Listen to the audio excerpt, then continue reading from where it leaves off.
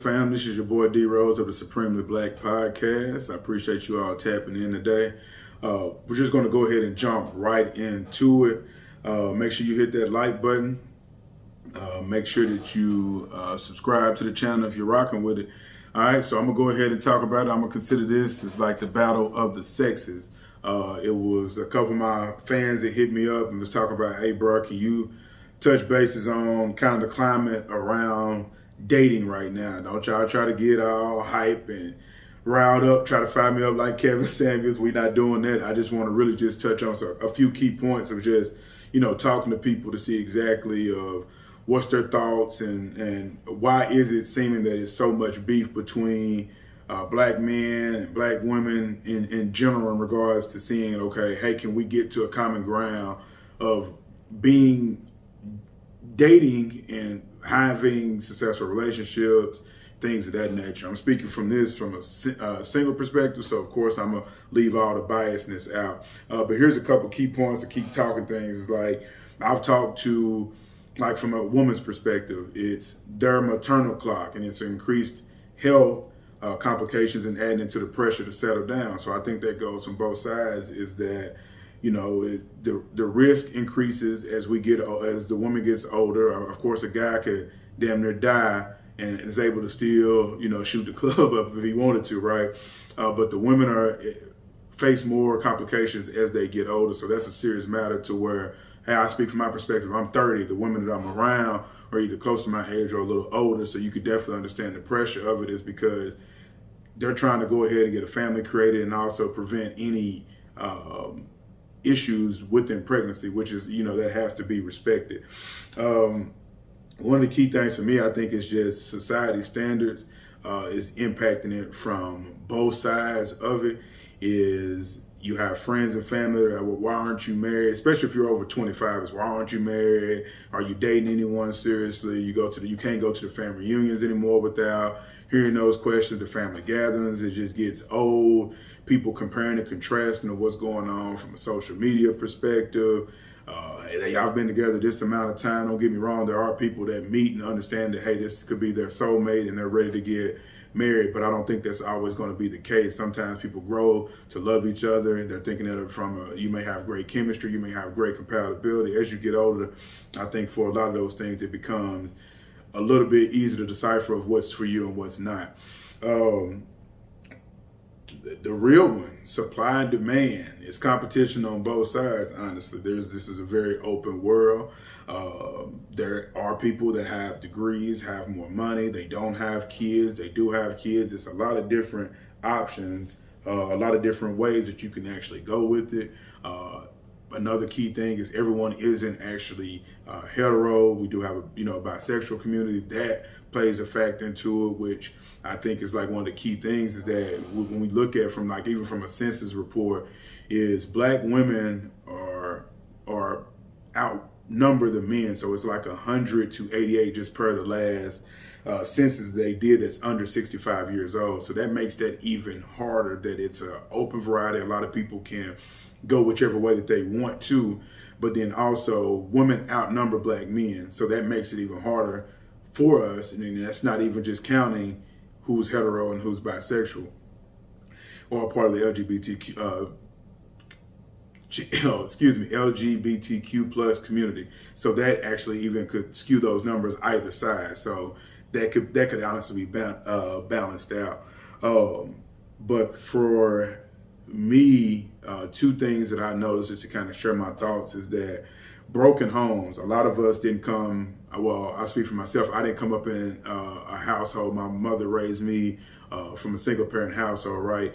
So from my perspective, I never really seen in home what it looks like to have a family. I've just seen my mom love and care for us and provide for us and get everything taken care of.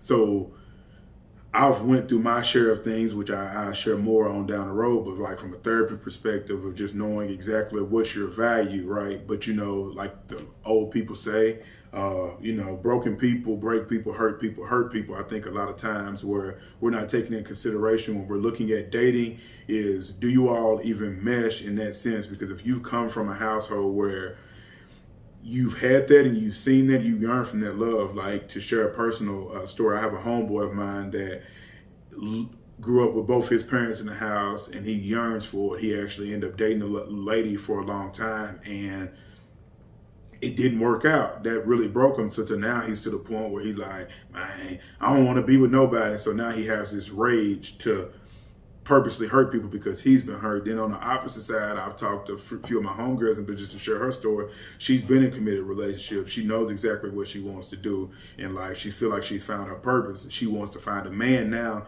that she can actually share those same intentions with and build upon. So you think about from a legacy talk, it's different is because a lot of times people haven't really focused on themselves enough to say, hey, I'm hurt in the area. I'm broken in the area. I was raised by my mother. I was just raised by my dad. I seen dysfunctional relationships. I don't really truthfully know if I could love someone. I've never seen what that looks like. And also a key point is, do you really love yourself enough to be open and vulnerable to real love, right? And I think that's a key point, is like, you have to be acceptable to that as well. And I tell myself that all the time. Once I do get back into the space of wanting to date, it's, you have to be open, and you can't try to do the same things that you did previously, because if it didn't work, it was for a reason, right? Another key thing, what's good for the goose is not always good for the gander. And by that, I mean, two can play that game. We've all heard it. A woman could be just as smooth as a dude could be just as smooth. And they could just be, you know, as we say, could be real player about the situation. And nobody really wants to commit because of the lack of being hurt. I myself have played both sides of that fence, and it's also been done to me. Is you have commitment issues because of something that you haven't faced, and it's typically comes from insecurity, right? But then also it's, nobody wants to be played a fool, and then it goes back into the societal pressure and the standards, is because everybody's been played a fool, everybody's had their heart broken. But when you live in like this social media area where everybody has an opinion, everybody has their thoughts, and they're open to share it, it becomes a little bit, it's harder now to accept those particular things, is because you're not wanting to be the one that's played a fool and the one everybody talking about. And, well, girl, you know, I told you, and bro, you know, you were bullshit anyway with even trying to date old girl, you know what I'm saying? So it's a lot of different things instead of just really figuring out, or just not even judging. It's like, hey, why didn't it work? You know, that type of perspective, right? And then another key point, and which was key, and again, I appreciate the individuals that reach out and even share this with me so I could bring it to you all to get your thoughts. So definitely make sure that you leave those below when you think about it. But I think men and women both have an unrealistic idea of what a relationship is. And tying it back in is just really being too forced to think that someone else complimenting you is going to solve some of the things you may have not faced within yourself, right? That's why I think therapy is important. I think for my next relationship, for myself, it would be, if I date someone, we're going to have to go through counseling together and therapy to make sure that we've unhashed any previous issues that we had from either family issues, relationship issues, that type of thing, to really give it a real swing. Because, like, again, I'm 30. I don't want to just be out here dating just to be, I'm in a relationship, right? But then it's both sides, is because we have to just face it. We're in the social media area again, is you compare and contrast. You see these couples, they're posting these pictures, you see everything, and you think everybody as relationship goes, and then it falls apart, and you wonder what happened or what didn't happen, or what happened or what occurred for them not to even be in that space, right? And I think that's just important, is that we need to make sure that we're realistic with the partner that we're actually going for. Is, are they compatible with me? Do we really share that same chemistry? Is it about what they look like? Is it about their way? Like, it's a lot of different things that go into it. And I think with having a proper assessment prior to wanting to date will eliminate a lot of these problems, right? But just to sum it up, is how my thoughts on it, just to close it out, is that I think all of these things are very key points, but the most important part is that for me, and what I've noticed, is that from going through therapy, I truthfully love myself. So I know for a fact of what I would be looking for when I could become mentally stable enough to get back into the dating firm. At this particular point, I'm just focused on a lot of different things.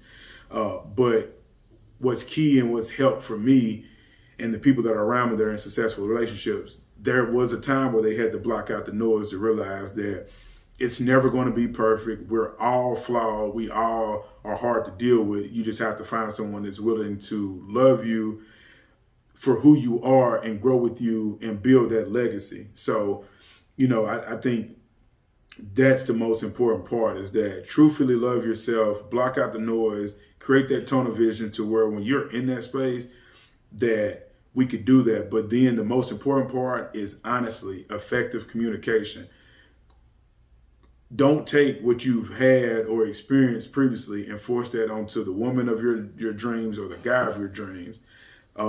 Because even though I'm very thankful that this was even brought to my attention, I think a lot of it could be avoided if we just settled in a moment and really found what we truthfully are looking for and not being pressured into particular situations. So to the brothers and sisters that actually had hit me up with this, thank you again. And for the ones that made it to the end of the video, make sure that you actually hit the like button, make sure you subscribe, but more importantly, leave your comments, share some of your stories, eliminate the biasness. I would ask for that. Share some of your thoughts of what do you think could actually help curb the issue of what I consider as the battle of the sexes, because both sides are pointing fingers on what could be done differently or who's not doing what. But in reality, I think it could be easily resolved to where we're celebrating more Black love and not looking at the issues to where it didn't work and just working through them,